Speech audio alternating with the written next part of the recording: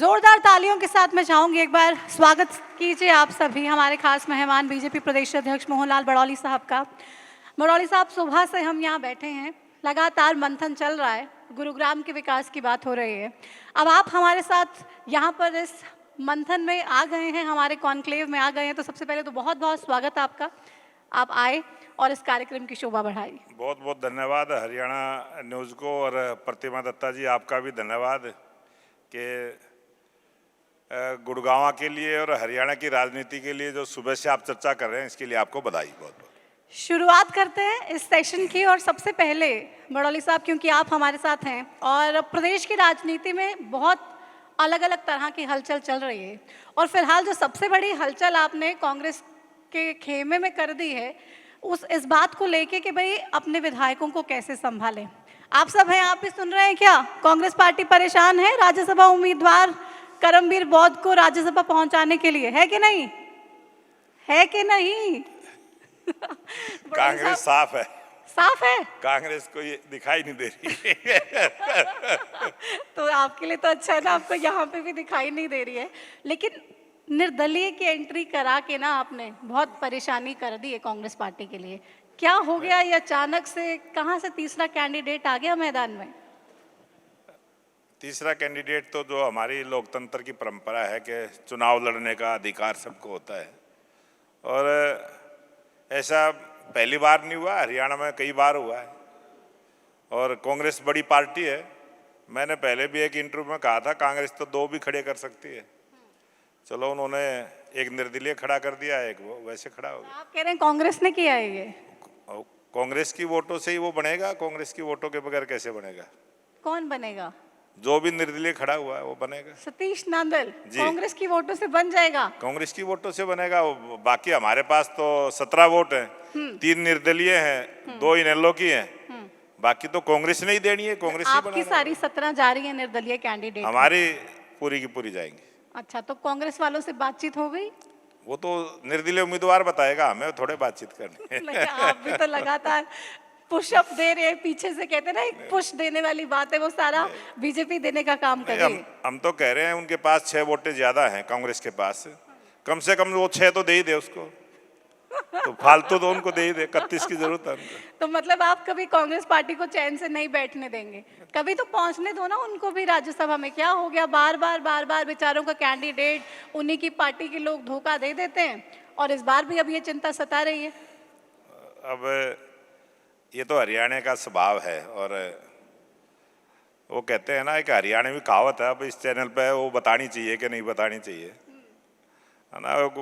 हरियाणा का व्यक्ति अपनी ससुराल चला गया, तो हमारे यहाँ रिवाज है कि जब लड़के को देख के लड़की छुप जाती है, तो उसका ससुर वहाँ बैठा था और उसकी जो पत्नी थी वो भी घर पे ही थी।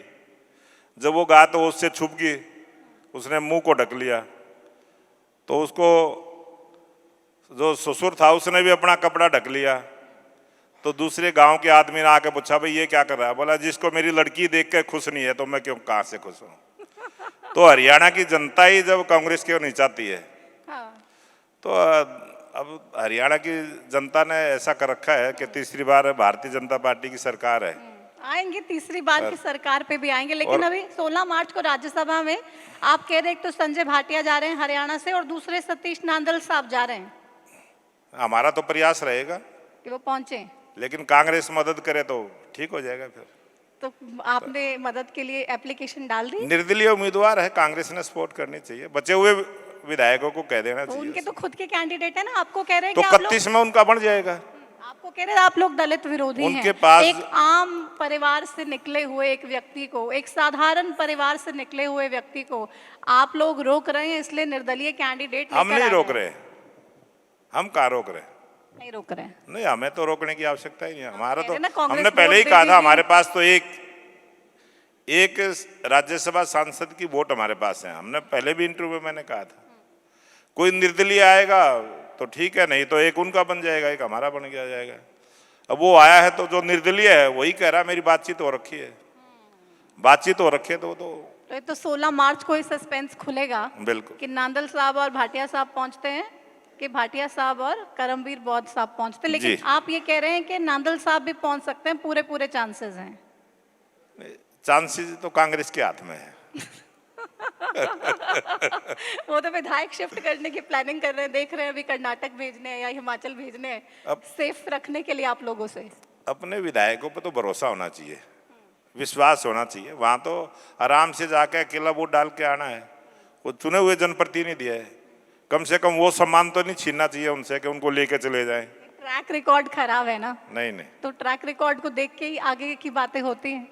नहीं, वो तो भरोसा रखना चाहिए, अपने अपने वोटर पर भरोसा होना चाहिए। जैसे आप लोगों पे आरोप लगाए कांग्रेस पार्टी ने कि आप लोगों ने वोट चोरी किए, तो अब उन्हें डर है कि विधायक भी चोरी ना कर लें, फिर कहेंगे बीजेपी ने विधायक चोरी कर लिए, खरीद लिए। ये तो पहले से पुरानी कहावत है, चोर की दाढ़ी में तिनका होता है। वो कांग्रेस की दाढ़ी में तो तिनका रहता ही है। अब वो कभी तो कहते हैं कि भाई किसी बहाना लेके वो जिस प्रकार की अमर्यादित भाषा का प्रयोग करते हैं, और कांग्रेस को तो मौका मिलना चाहिए। वो ना लोकतंत्र में विश्वास करते हैं, ना जनता पर भरोसा करते हैं, ना अपने विधायकों पर भरोसा करते हैं। तो कांग्रेस पार्टी की तो हालत जैसी है वैसी। लेकिन आप लोगों पे लगातार तीसरी बार भी हरियाणा के लोगों ने विश्वास जताया और एक रिकॉर्ड बना दिया, जो कभी हरियाणा में हुआ नहीं। आपकी पार्टी ने वो कर दिखाया, आप लोगों ने वो कर दिखाया, और जिस जोड़ी ने ये किया, नायब सिंह सैनी और मोहनलाल बड़ौली साहब, ये ट्यूनिंग कैसे बिठाई, और इस ट्यूनिंग ने ऐसा नतीजा एक्सपेक्ट किया था?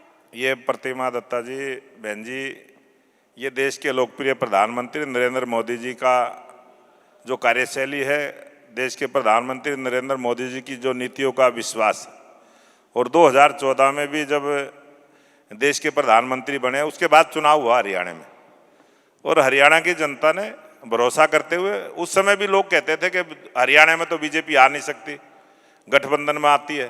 14 में हरियाणा की जनता ने चुनने का काम किया था। 47 विधायक हमारे भारतीय जनता पार्टी के बने थे, और अब की बार तीसरी बार जो है एक बढ़ा के दिया, 48 विधायक हैं। तो हरियाणा की जनता का जो विश्वास देश के प्रधानमंत्री नरेंद्र मोदी जी पर, और एक थोड़ा सा समय नायब सिंह सैनी जी को मिला था, 56 दिन का समय कुल मिला था उनको, और उसी में जिस प्रकार से हरियाणा के लोगों का दिल जीतने में वो कामयाब रहे हैं। हरियाणा की जनता को लगा कि वास्तव में अगर उनकी आशाओं पर खरा उतरने वाला कोई मुख्यमंत्री है तो नायब सिंह सैनी है, और उनको तीसरी बार भारतीय जनता पार्टी की तीसरी बार सरकार हरियाणा की जनता से और भारतीय जनता पार्टी के कार्यकर्ताओं की मेहनत से बनी है। भारतीय जनता पार्टी का कार्यकर्ता, जब लोकसभा में 5-5 का हमारा समीकरण आया, उस समय हमारा भारतीय जनता पार्टी का कार्यकर्ता काफ़ी स्तब्ध था, और क्योंकि कांग्रेस पार्टी ने दुष्प्रचार किया, संविधान को हाथ में लेके जिस प्रकार से प्रचार किया, और हमें पता है किन किन बूथों के ऊपर किस प्रकार से हमें वोट मिली है। और जब राहुल गांधी जी विदेश में गए और उन्होंने वो पेट का पनाह जीभ होती है, और उनके मुख से जो बातें निकली पत्रकारों के सामने निकली, और हरियाणा की जनता ने देख लिया कि ये तो बिल्कुल झूठ बोलने का काम किया है, और उसका जवाब जो है ना, विधानसभा चुनाव में तीसरी बार हरियाणा में भारतीय जनता पार्टी की सरकार को चुन के हरियाणा की जनता ने उसका जवाब दिया है। हुड्डा साहब कहते थे लोकसभा में कर दिया हाफ, विधानसभा में कर देंगे साफ। तो ऐसा हो नहीं पाया। हरियाणा की जनता किसी के घमंड को जो है ना स्वीकार नहीं करती है। कांग्रेस में तो बहुत सारा घमंड है। कांग्रेस के नेता 99 सांसद बनने के बाद ऐसे हो गए जैसे 100 में से 99 आए हो। उनका जो सोचने का तरीका है ना, बड़ा अजीब है। उनको ये नहीं पता 99 कितने में आए। अच्छी बात है, खुश हो रहे तो होने दो ना, उनको लग रहा है 99 100 में से आए हैं। नहीं, जब वो देश की बुराई करते हैं, जब विदेश में जाके देश के बारे में जिस प्रकार के शब्दों का प्रयोग करते हैं, सरकार की बुराई करें, पार्टी की बुराई करें, वो स्वीकार है। लेकिन कांग्रेस के नेता जब देश के बारे में गलत सोचते हैं, कि देश के बारे में गलत बयानबाजी करते हैं, हमारी सेना के बारे में गलत बयानबाजी करते हैं, कोई गरीब कल्याण की योजना हम लेके आते हैं तो उसका विरोध करते हैं, तो गरीब को लगता है कि ये हमारे पक्ष में है या विरोध में। अभी आपने ताजा उदाहरण देखा, जी राम जी भी, हमने 25 दिन बढ़ाने का काम किया, मजदूरों को 25 दिन ज्यादा मिलेंगे, उनको ज्यादा पैसे मिलेंगे।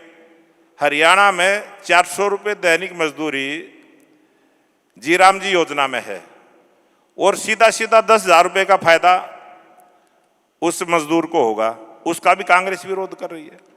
बहुत सारी हमारी गौशालाएं हैं, उनमें जी राम जी के माध्यम से काम होगा, खोर बन सकती है, उसमें फर्श लग सकता है, शेड बन सकता है, गौओं की सेवा हो सकती है। अगर किसी किसान ने अपने खेत में जाने के लिए कोई पुलिया का निर्माण करना है तो उस जी राम जी योजना में बन सकता है। पहले योजना में एक ऐसा था, पैसा बड़ा बजट आता था और उसमें खड्डा खोदना, खड्डा भरना, यही काम होता था। हमने कुछ नई चीजें उसमें जोड़ी, हमने एक ट्रैकिंग सिस्टम बनाया, एक पॉलिसी बनाई, उसमें भ्रष्टाचार नहीं होगा, जो बजट आएगा वो पूरा खर्च होगा, जनता के लिए खर्च होगा, इस प्रकार की योजना बनाई। उस बात को दूसरे ढंग से के नाम बदल दिया, हमारी योजना थी, नाम बदल दिया। योजना में क्या हमने जोड़ा है और किन को फायदा होने वाला है उनसे चर्चा नहीं की, सीधा योजना का। अभी जो आपने वही चर्चा की थी कि वोट चोरी हो गई है, अभी जो वर्षों से कांग्रेस शासन करती रही, इसका मतलब वो चोरी करके शासन करते रहे। लगातार 60-70 वर्ष तक कांग्रेस का राज रहा है, तब कभी चोरी नहीं हुई। अगर 3 बार भारतीय जनता पार्टी की सरकार बन गई तो वोट चोरी होगी, ये है सोच, और ये देश की जनता सब जानती है। वोट चोरी नहीं करते ना आप लोग? वोट चोरी हो ही नहीं सकती, नहीं हो सकती। वोट चोरी ना हो सकती है, जबरदस्ती हो सकती है, बूथ पर कब्जा हो सकता है, वो सब चीजें मानते हैं हम। और हमने देखा है बहुत सारे बूथों पर कब्जे होते हैं और कब्जा करने वाले को कांग्रेस के लोग होते हैं। कांग्रेस के नेताओं से पूछ सकते हो आप। अच्छा, एक बात बताओ, सारे जितने भी गलत काम होते हैं ये सब कांग्रेस ही करते हैं क्या? कोई भाजपा ही नहीं होता है जो गलत भारतीय काम करे? जनता पार्टी का कार्यकर्ता संस्कारित कार्यकर्ता है, दूसरों को सम्मान देने वाला कार्यकर्ता है, बुजुर्गों का सम्मान करते हैं, युवाओं का सम्मान करते हैं, महिलाओं का सम्मान करते हैं, किसान गरीब का सम्मान करते हैं। कांग्रेस के लोग तो बड़े घमंड में रहते हैं, उनको तो सत्ता चाहिए, कैसे भी मिल जाए, झूठ बोल के, चोरी करके। कांग्रेस का एक विचार रहा है, कांग्रेस उसी लाइन पर चलती है और उसी वजह से कांग्रेस ने देश के साथ चोरी की है, देश के साथ गद्दारी की है और देश की गरीब लोगों का शोषण करने का काम कांग्रेस के शासन में हुआ है। उसी का ये परिणाम है जो आज दुर्दशा कांग्रेस की हुई। आप कह रहे हैं कि कांग्रेस अपनी हालत की खुद ही जिम्मेदार है, लेकिन बड़ौली साहब, एक जो पार्टी बहुत मेहनत करती है उसके कार्यकर्ता, और खासतौर पे भारतीय जनता पार्टी की बात करें, सबसे बड़ी जो रीढ़ की हड्डी आप लोगों की है वो आपके कार्यकर्ता ही हैं। बूथ लेवल, पन्ना प्रमुख, इतना बड़ा संगठन आप लोगों ने खड़ा किया हुआ है, उसको मैनेज करना, उसको ट्रेन करना, समय समय पर अपग्रेड करना, तमाम चीज़ों को बताना, अवेयर करना, कितना मुश्किल है, कितना चुनौतीपूर्ण, और कैसे उस संगठन को आप संभालते हैं? ये बहुत बढ़िया बात आपने मेरे से पूछ ली प्रतिमा दत्ता जी, और मैं आज उसी बैठक से आया हूँ जो हमारे पूरे देश के अंदर आज हमारे प्रशिक्षण के कार्यक्रम मंडल स्तर पर शुरू हुए और आज हरियाणा प्रदेश में भी 72 मंडलों पर हमारे प्रशिक्षण के कार्यक्रम शुरू हुए। केंद्रीय कार्यालय में बैठक थी, सबकी समीक्षा बैठक थी, और हम अपने जब पन्ना प्रमुख बनाते हैं तो कांग्रेस के लोग यही कहते थे इनके पन्ने फाड़ देंगे। उनको वोटिंग हुई तो पन्ने दिखाई नहीं दिए, और हम पन्ने प्रमुख से लेके हम अपने बूथ की कमेटी का गठन करते हैं। और अभी जो हमारा प्रशिक्षण अभियान चला है ये मंडलों का है, इसके बाद हमारे शक्ति केंद्र पर होंगे। जैसे हरियाणा प्रदेश में 4709 शक्ति केंद्र है, उस पर हमारा प्रशिक्षण रहेगा, उसके बाद बूथ पर रहेगा। और हम अपने कार्यकर्ताओं को, जो हमारी एक बार भाजपा बार बार भाजपा, ये जो देश की जनता स्वीकार करती है, हमारे काम की वजह से करती है, और उसी मंत्र को हम कार्यकर्ताओं के माध्यम से जनता तक पहुंचाते हैं। और हमारा कार्यकर्ता जनता के बीच में रहता है, हमेशा जनता के बीच में रहता है।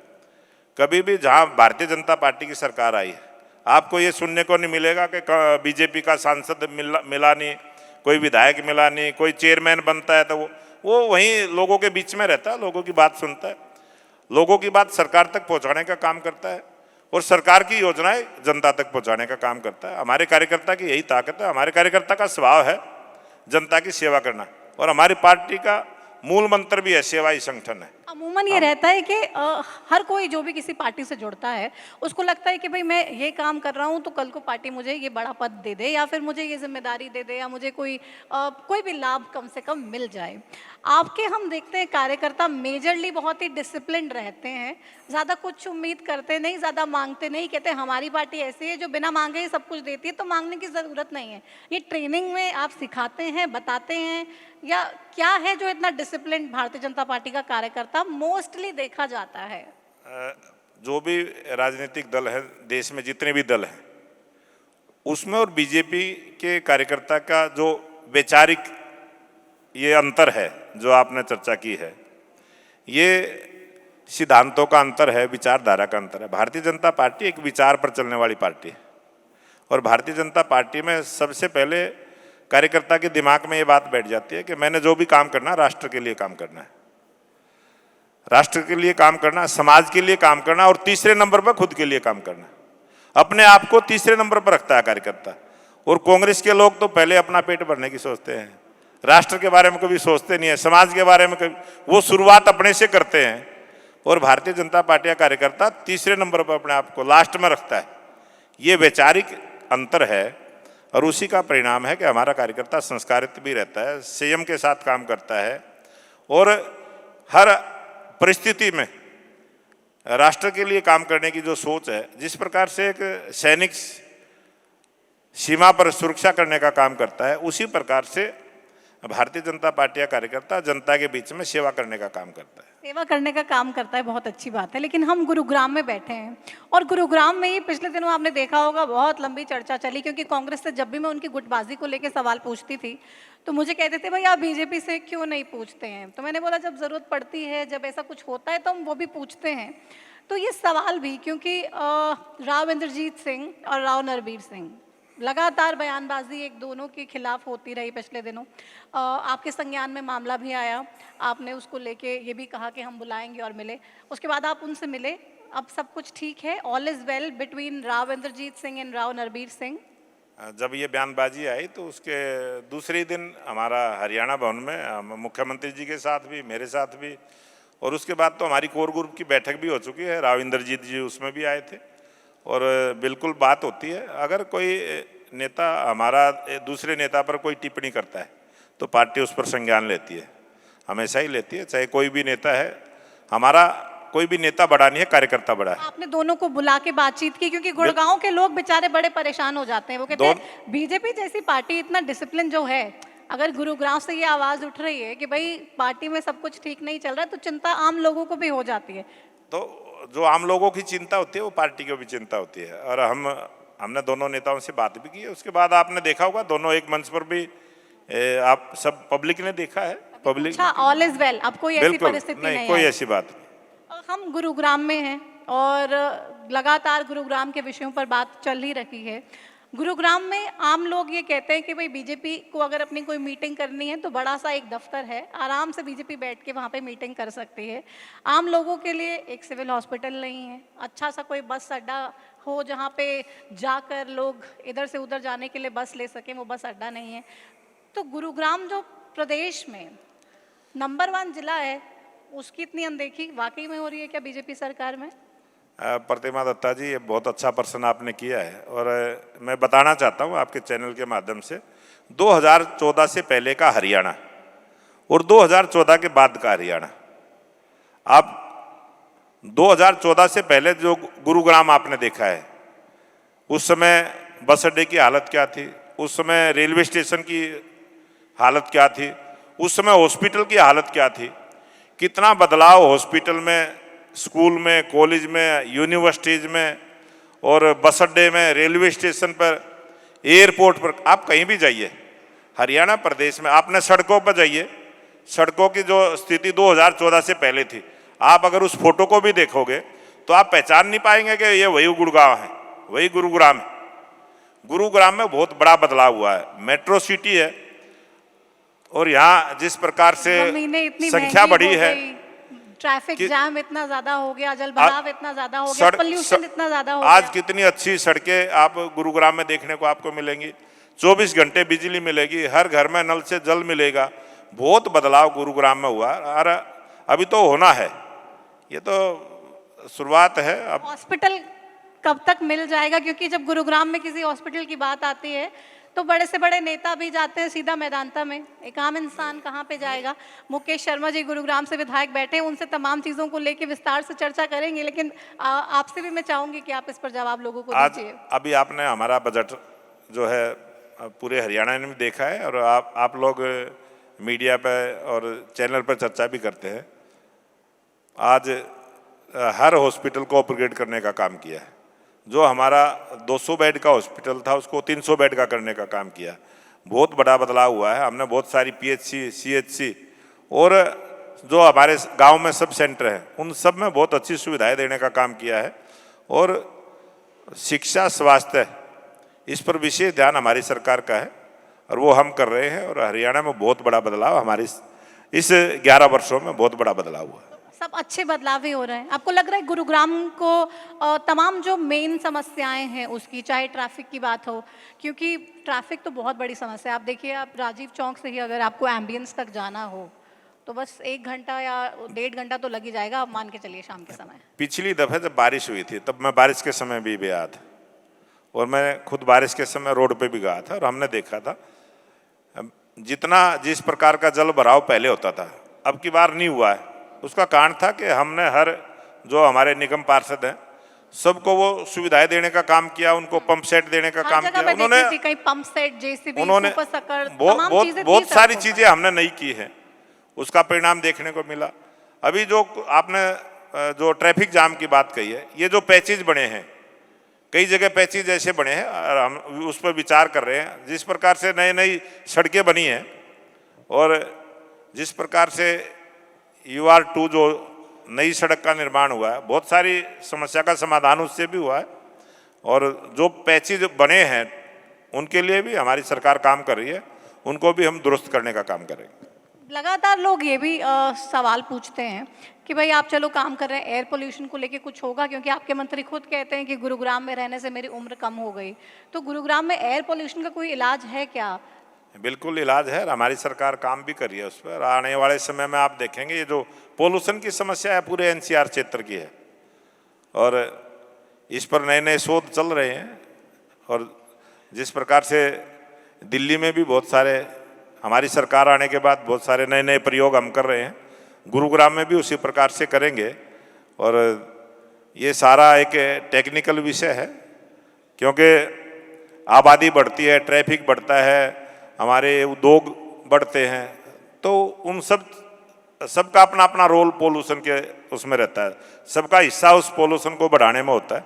उन सब चीज़ों को हम दुरुस्त करने में, और एक टीम हमने बनाई है, वो टीम उस पर अध्ययन कर रही है, बहुत जल्दी इसका समाधान होगा। आपने बजट का जिक्र किया और कहा कि आपने हर वर्ग के लिए कुछ ना कुछ करने की कोशिश की आपकी सरकार ने, और तमाम वर्गों का ध्यान रखा गया, लेकिन कांग्रेस कह रही कुछ है ही नहीं बजट में।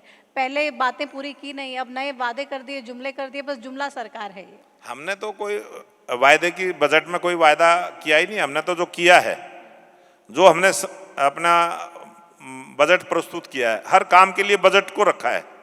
और हरियाणा पहला प्रांत है जिसने अपने बजट का जो हिस्सा 98% यूटिलाइज किया है। कांग्रेस के समय में भी, कांग्रेस की भी सरकारें हैं और भारतीय जनता पार्टी की भी सरकारें बहुत प्रांतों में है, लेकिन हरियाणा पहले नंबर का प्रांत बना जिसने 98% अपने बजट को यूटिलाइज किया है।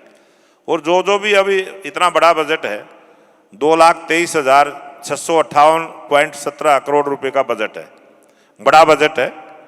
और इससे ज़्यादा बढ़ के काम करने वाले, जितना बजट हमने रखा है, आप देखेंगे इस वर्ष जो है इससे ज़्यादा पैसा जब भी आगे मौका आएगा देखने को मिलेगा। और हरियाणा सरकार ने अपने बजट बढ़ाया है तो इनकम भी बढ़ी है, और हमने ऐसी व्यवस्थाएं की है, हमने बहुत सारी नई चीज़ें की हैं। उसी का परिणाम है कि हरियाणा आज 3 गुना गति के साथ विकास के रास्ते पर आगे बढ़ा है। और हमारे मुख्यमंत्री नायब सिंह सैनी जी जिस सूझबूझ के साथ काम कर रहे हैं, सबको साथ, सबका विकास, सबका प्रयास और सबका विश्वास का जो हमारा मूल मंत्र है, आपने बजट में देखा होगा कितने लोगों से कितनी बैठकें करी हैं, हर वर्ग से चर्चा करके, और हर वर्ग का जो विचार आया है उसको हमने बजट में शामिल किया है। लेकिन आप लोग बैठकें कर रहे हैं, कांग्रेस वालों को ये भी पसंद नहीं है, कह रहे सबसे मिल रहे हैं, ना कोई मुख्यमंत्री साहब एक्सपर्ट हैं, ना हम एक्सपर्ट हैं, हमें बुला रहे हैं, कह रहे सजेशन दो। कह रहे ये क्या चर्चा हुई, ये कोई बात है? अगर आप एक्सपर्ट हो तो आप बात करो, आप ऐसे ही बात करो, क्या फायदा? सरकार के पास बहुत सारे एक्सपर्ट होते हैं, सरकार का बहुत बड़ा तंत्र होता है, और अधिकारी होते हैं, वो तंत्र है। सभी अधिकारी बैठक में रहते हैं। मुख्यमंत्री जी जब कोई सुझाव लेते हैं तो अधिकारी भी होते हैं उसमें, सब अधिकारी होते हैं। तो कांग्रेस को ये सिस्टम समझ नहीं आता है कि आप लोग? कांग्रेस ने कभी किया नहीं है ना। कांग्रेस का तो एक ही सिद्धांत था, चोरी कैसे की जाए और अपने घर कैसे भरे जाए। कांग्रेस का तो एक ही सिद्धांत था। आप कह रहे हैं चोरी कैसे की जाए, अपने घर कैसे भरे जाएं, और पर्ची खर्ची पे नौकरी भी शायद इसमें शामिल करेंगे आप? वो तो आपने देखा है कि उन्होंने 86,000 नौकरियां अपने 10 वर्ष के शासनकाल में, हुड्डा साहब की जब सरकार रही, और 2014 तक उन्होंने 5 से 14 तक उनकी जो सरकार रही उसमें 86,000 नौकरियां देने का काम किया था, और 60 से 70,000 नौकरियां कोर्ट में चैलेंज हुआ। और सबको पता है किस प्रकार से नौकरी मिलती थी। गांव के आम लोग बोलते थे जमीन बेचनी पड़ेगी, अपना मकान गिरवी रखना पड़ेगा। और हुड्डा साहब ने तो ऐसा शिक्षा का स्तर गिराने का काम किया था, कोई बच्चा फेल ही नहीं होगा। ये एक नए प्रकार का हरियाणा बनाना चाहते थे कि कोई भी बच्चा फेल ही नहीं होगा, सब पास होंगे। तो किसी भी मतलब उनके तो सोच क्या थी, उनके काम से झलकता था। और आज हरियाणा में मेरिट के आधार पर नौकरी है, बगैर पर्ची खर्ची के नौकरी है। और जिस प्रकार का आज हरियाणा जो है 3 गुना गति के साथ विकास के रास्ते पर आगे बढ़ा है, और नायब सिंह सैनी जी दिन रात जनता की सेवा में लगे। एक बड़ा ही इंटरेस्टिंग किस्सा है, मैं चाहती हूँ सबके साथ शेयर करूँ, क्योंकि चुनावों के टाइम में पूरे हरियाणा में गई और तमाम लोगों से बातचीत करने का मौका मिला। तो एक युवक मुझे मिला, मैंने उससे पूछा कि भाई क्या लग रहा है, क्या माहौल है? कह रहा है जी कांग्रेस की सरकार आनी चाहिए। मैंने कहा क्यों? कह रहा कांग्रेस की सरकार आ गई तो पैसे दे के हम नौकरी लग जाएंगे। तो मैंने कहा बीजेपी तो मेरिट पे दे रही है, तो क्या दिक्कत है? कह रहा मेरिट हमारी आती नहीं, पैसे हैं तो नौकरी दे देंगे, और पैसे दे के नौकरी मिल जाएगी, तो बस हम तो इसी में खुश हैं। वरना बीजेपी आ गई तो हमें फॉरेन जाना पड़ेगा, विदेश जाएंगे, वहीं पे कुछ हो पाएगा, क्योंकि मेरिट तो आएगी नहीं हमारी। वो तो हरियाणा की जनता को पता है कि हुड्डा साहब ने क्या किया था और किसके लिए किया था, वो सब जनता को पता है। और वो जो कांग्रेस के लोग बोलते हैं हमने अच्छे काम किए हैं, हम भी बोलते हैं अच्छे काम किए हैं, लेकिन वो किसके लिए किए हैं और कहाँ किए हैं वो भी हरियाणा की जनता जानती है। लेकिन ऐसा होता है कांग्रेस का संगठन बनने में ही नहीं आ रहा था। बहरहाल 11 साल बाद उन्होंने शुरू तो किया, प्रदेश अध्यक्ष दिए, और फिर लगातार संगठन पे काम कर रहे हैं। क्योंकि राजनीतिक लोग तो आपस में सब प्रेम प्यार से ही रहते हैं, भले ही पार्टी अलग अलग हो, लेकिन अदरवाइज तो प्यार ठीक रहता है ना एक दूसरे से आप लोगों का। कांग्रेस पार्टी जो है वो कोई राजनीतिक पार्टी नहीं है, वो अपनी घर की सरकार है, उनकी घर की पार्टी है, परिवारों की पार्टी है, लोगों की पार्टी नहीं है। वो तो अपने पारिवारिक पार्टी है। हाँ, लेकिन फिर भी कांग्रेस के नेताओं से बातचीत तो होती होगी आपकी ऑफ द रिकॉर्ड? कभी कोई हमारा मित्र, हमारा कोई आदरणीय अच्छा करता है हम तो हम जाके सीख ले लेते हैं। कांग्रेस के लोगों से रूटीन में मिलते हैं, हुड्डा साहब से भी मिलते हैं, उनके प्रदेश अध्यक्ष से भी तो मिलते वो हैं। कांग्रेस वाले कभी आपको कहते हैं कि बड़ौली साहब क्या जादू है आपके संगठन में, थोड़ा हमें भी बताइए, हम भी करें और ग्राउंड पे, ताकि हमें भी फायदा मिले देखने को? कांग्रेस के लोग तो बहुत अपने अंदर की बात भी हमारे से करते हैं। अच्छा। वो बताते भी हैं। हाँ।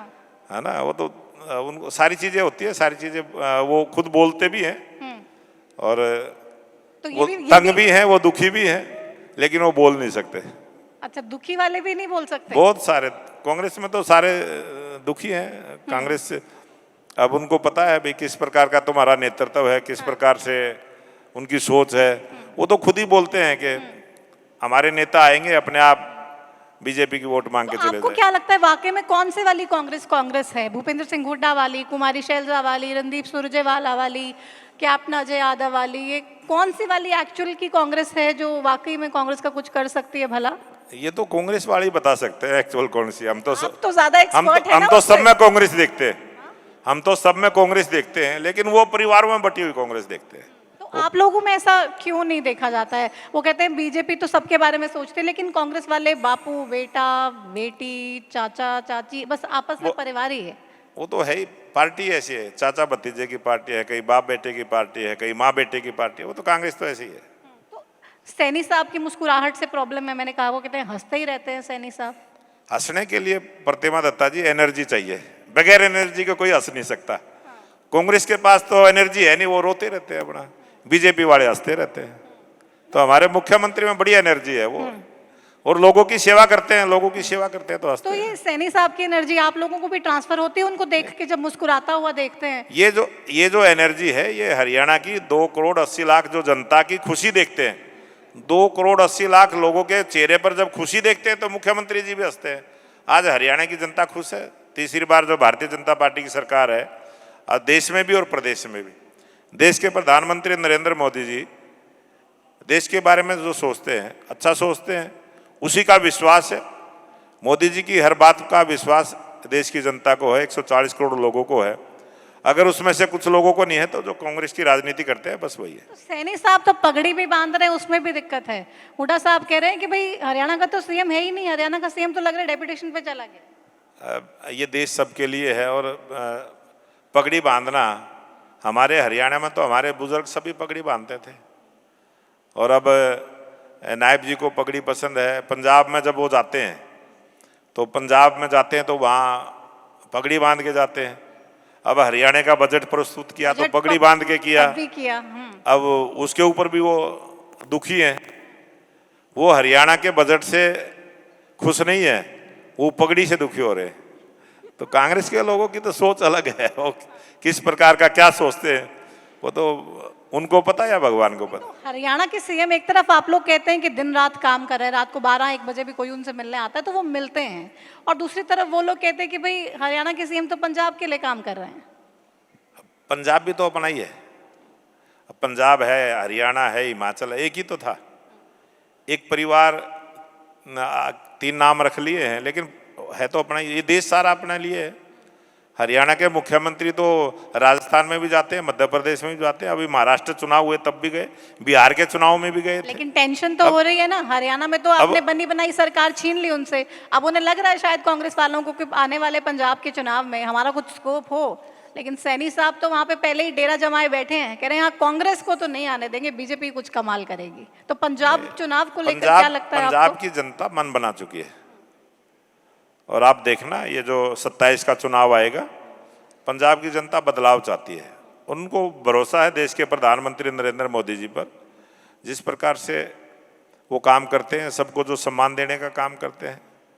अगर गुरु तेग बहादुर जी का शहीदी दिवस हरियाणा में मनाते हैं वो तब भी विरोध करते हैं, अगर 550 साल मनाते तब भी विरोध करते हैं, गुरु तेग बहादुर जी का अगर 400 साल मनाते तब भी विरोध करते हैं। अब वो हर बात का विरोध करते हैं, और ये भारतीय जनता पार्टी की सरकार है, जब महापुरुषों की जयंतियां मनाते हैं तब भी वो, आपने देखा होगा अभी रघुवीर कात्यायन जी 2 दिन पहले ही हाउस में बोल रहे थे, तारीफ कर रहे थे सीएम साहब की, तारीफ वो दुखी हो रहे थे कि आप तो जयंतियां मना रहे हो। तो जयंती मनाने में भी वो तंग, अगर महापुरुषों को हम याद नहीं करेंगे, महापुरुषों की कही हुई बातों पर नहीं चलेंगे तो देश कैसे आगे बढ़ेगा। लेकिन उनकी एनर्जी सीएम साहब की, उसकी तो तारीफ कर रहे थे ना कि भाई दाद देनी पड़ेगी, आप इतना लंबा भाषण दे रहे हैं, और जो बिना थकावट के आराम से खड़े होकर इतना बड़ा बजट भी आपने पेश किया, तो ये काबिल तारीफ है। अब मुख्यमंत्री जी जब महापुरुषों की जयंतियां मनाएंगे, बुजुर्गों का सम्मान करेंगे, महिलाओं का सम्मान करेंगे, किसान का सम्मान करेंगे, तो एनर्जी तो अपने आप आएगी। उस एनर्जी से वो दुखी हो जाते हैं। तो क्या लग रहा है पंजाब में चुनाव, क्योंकि आम आदमी पार्टी की मौजूदा सरकार है, अभी हाल ही में शराब घोटाले में जिस तरीके से अरविंद केजरीवाल बरी हुए, मनीष सिसोदिया, तमाम दूसरे आरोपी, आपको लग रहा है कि पंजाब चुनाव में उसका फायदा आम आदमी पार्टी की सरकार को मिलेगा? फायदा और नुकसान वो तो जनता ने फैसला करना है, और केजरीवाल के बारे में सबको पता है कितना इस दुनिया का सबसे झूठ बोलने वाला केजरीवाल है, सबको पता है। सबसे भ्रष्ट दिल्ली का मुख्यमंत्री रहा है, दिल्ली की जनता को पता है।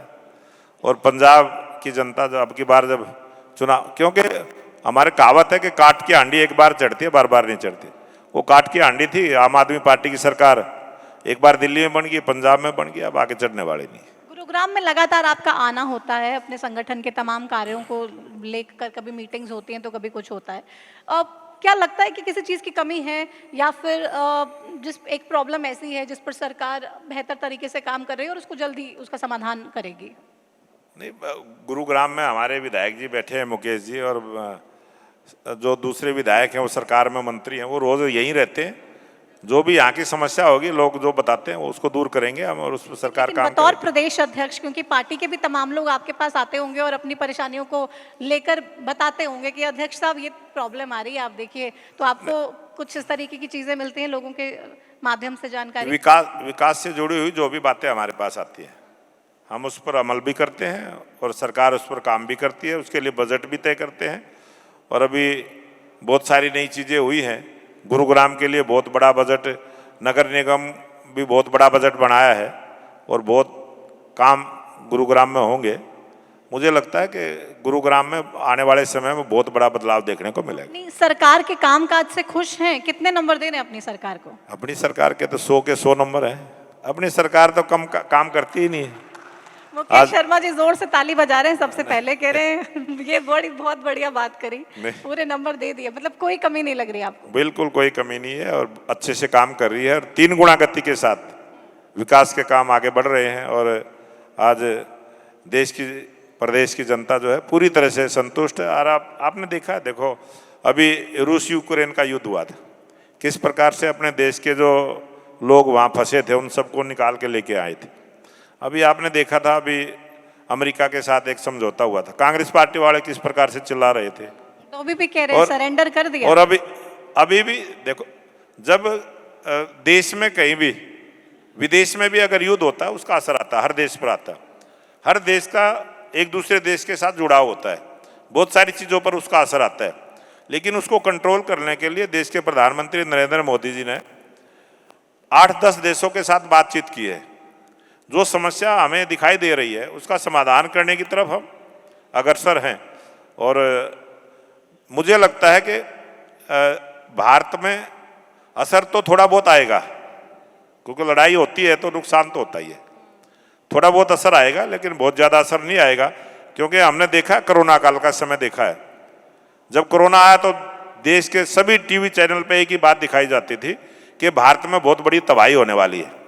ऐसा लोगों में डर बैठाने का पूरी खबरें सभी चैनलों पे देखते थे। लेकिन देश के प्रधानमंत्री नरेंद्र मोदी जी ने अपनी सूझबूझ से, उस समय तो हमारे पास कोई साधन भी उपलब्ध नहीं थे, मास्क तक बनाने की सोच भी नहीं रखी थी, लेकिन देश की जनता ने, हमारे डॉक्टरों ने, हमारे साइंटिस्टों ने जिस प्रकार से काम किया और भारत दुनिया को वैक्सीन देने वाला देश बना, पूरे विश्व के अंदर ये दिखा दिया कि भारत एक बहुत ताकतवर देश है, अच्छी सोच रखने वाला देश है। और देश के प्रधानमंत्री नरेंद्र मोदी जी क्या बोलते हैं आज दुनिया सुनना चाहती है। आज देश के प्रधानमंत्री नरेंद्र मोदी जी के पास सभी समस्याओं का समाधान वो निकाल लेते हैं। ऐसी परमात्मा ने उनको ताकत दी है और वो मेहनत से, ईमानदारी से काम करते हैं। बिल्कुल, मेहनत से तो आपकी पूरी पार्टी ही काम कर रही है, शायद प्रेरणा और सीख वहीं से मिल रही है। लेकिन हरियाणा जो अपनी संस्कृति, अपनी सभ्यता के लिए जाना जाता है, और उस हरियाणा में एक गाना आता है टटीरी, आप वाकिफ हैं भली भांति? नहीं, मैं वाकिफ हूँ, मैंने वो गाना सुना भी है और वो मैंने देखा भी है। उस गाने की तह तक भी गए। वो क्या, हमारा हरियाणवी सिंगर था फौजी, फौजी की बेटी ने, उसने वो उस गाने की उसमें तोड़ मरोड़ करके, और जिस प्रकार से उसने बहुत अभद्र शब्दों का उसमें प्रयोग किया गया। और ये हमारे हरियाणा की जो संस्कृति है, वो एक विवाह समारोह का वो गाना था और उसको किस प्रकार से उसने उसको दिया है। और मैं बधाई देता हूँ मुख्यमंत्री जी को भी कि उन्होंने तुरंत कार्रवाई करने के आदेश हुए हैं। FIR दर्ज हुई है, जींद में भी हुई है, पंचकुला में भी हुई है और बहुत जल्दी उसको पकड़ा भी जाएगा। कानून उसको सजा देने का काम करेगा। कानून कोई गलत काम करके हरियाणा में बच नहीं सकता। लेकिन बड़ौली साहब, हम देख रहे हैं ये सिंगर्स किस दिशा में लेके जाना चाहते हैं हरियाणा को, क्योंकि आप देखिए पहले गन कल्चर को लेके इतने गाने और उस पर इतना बवाल होता है। तमाम ऐसे जिन सिंगर्स के गाने बैन होते हैं वो कहते हैं भाई सरकार ने ऐसा कर दिया हमारे साथ। अब कुछ नेता कहते हैं भाई सिंगरों का काम है गाना गाना, अब वो गाना भी ना गाएं क्या? जिसको नहीं सुनना है गाना गाओ ना, कोई प्रेरणा देने वाला गाओ ना। जो हमारे देश के जो संस्कार है, जो हमारे देश की संस्कृति है, उस पर अच्छा गाओ ना। ऐसा क्यों गाते हो? महिलाओं का कितना अपमान, महिलाओं के बारे में जिस प्रकार की सोच उस गाने में आई है, बड़ी चिंता का विषय है। चिंता का विषय ये भी है, छोटी छोटी बच्चियां हरियाणवी उस गाने में हरियाणा रोडवेज की जिस प्रकार की एक्टिंग उसमें की गई, बच्चियों की स्कूल ड्रेस पहनी हुई है बच्चियों बहुत सारी आपत्तियां उस गाने में है, बहुत सारा उसको एक अपराध उसने किया है। और अपराध, कई प्रकार का अपराध किया उसने, बहुत सारे लोगों की भावनाओं को ठेस पहुंची है, और अपराध किया है तो अपराध की सजा उसको मिलेगी। आप लोग मेक श्योर करेंगे कि आगे इस तरीके से कोई चीज़ ना हो, या कोई ऐसी गाइडलाइन बनाने पे अब विचार होगा कि भाई अगर ऐसा कंटेंट है तो वो नहीं जा सकता, क्योंकि कोई सेंसरशिप तो है नहीं, कोई सेंसर बोर्ड तो है नहीं जो जाके अप्रूव करे और उसके बाद यूट्यूब पे कोई चीज़ डले। यूट्यूब, इंस्टाग्राम, फेसबुक पे कोई कुछ भी डाल देता है और फिर वो तमाम लोगों तक पहुंच जाता है बहुत अभी आसानी हमने देखा वो जो गायक कलाकार है वो दिल्ली का है और उसकी माँ पंजाब में टीचर रही है। इस प्रकार से गूगल पे उसने वो सारा हमने पढ़ा है कहाँ का कौन कलाकार है, और वो इस प्रकार का एक उसने जिस प्रकार से ये हरकत की है तो उस पर कार्रवाई होनी चाहिए, और सरकार कार्रवाई कर रही है। तो सैनी साहब को भी फुल नंबर देंगे या फिर?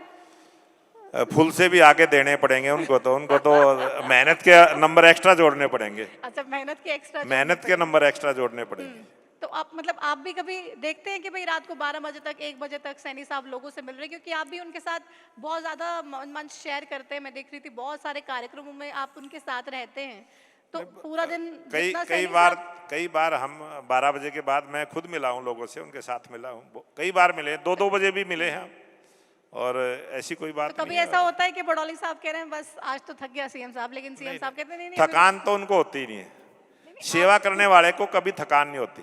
अच्छा, कोई भी देश में कोई भी लोग हो, आप डॉक्टर को देखते होंगे जब वो लोगों की सेवा करते हैं, इलाज करते हैं, तो 24-24 घंटे सेवा करने का काम, ये सेवा में इतनी ताकत है, वो थकान नहीं आने देती। तो लोगों को सामने देख के एक जोश, एनर्जी आप लोगों में भी आ जाते हैं कि भाई अब तो काम करके ही सोने जाएंगे। हमारा जो मेन उद्देश्य है, जो हमारी सोच है वो वही है, और हम जनता की सेवा करके संतुष्टि हमें मिलती है, और वही हमारी ताकत है, वही हमारी एनर्जी है, और उसी से हमें खुशी मिलती है। बतौर संगठन क्या कोई ऐसा सपना है जो आप हरियाणा के लिए देखते हैं और अपनी सरकार से उम्मीद करते हैं कि उसको जल्दी पूरा करे, या कोई ऐसा टारगेट जो आप संगठन के तौर पे लेके चल रहे हैं सरकार के लिए?